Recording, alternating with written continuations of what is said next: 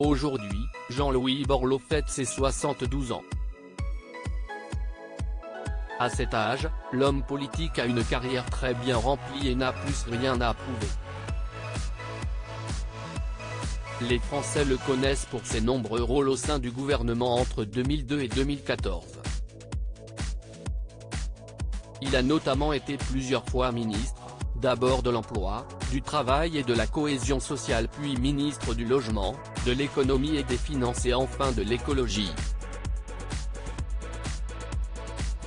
À noter qu'il a également été député européen en 1989, maire de Valenciennes entre 1989 et 2002 et député français de décembre 2010 à avril 2014. Mais au-delà de ses faits d'armes politiques, Jean-Louis Borloo est aussi connu pour être l'heureux compagnon de la journaliste et animatrice Béatrice Schoenberg, qui a notamment présenté le 20h de TF1 de 1995 à 1997 et celui de France 2 de 1997 à 2007.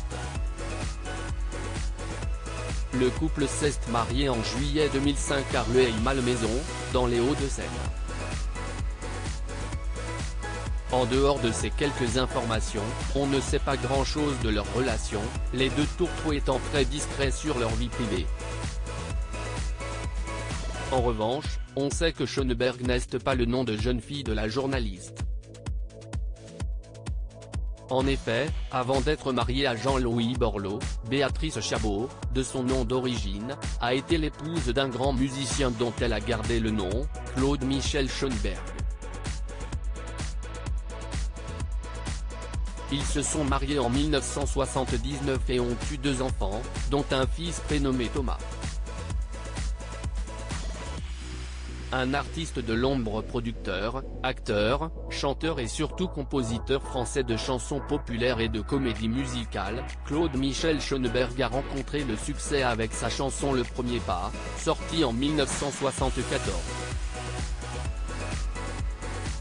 Il a également écrit des chansons pour Mireille Mathieu et a travaillé avec de nombreux grands artistes comme Véronique Sanson, Gilbert Bécaud, Régine, Dany et Salvatore Adamo.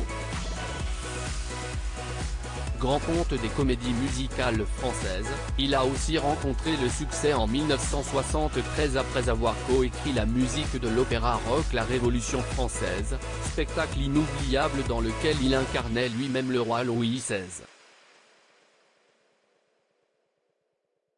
En 1978, il adapte également Les Misérables, œuvre de Victor Hugo, en comédie musicale.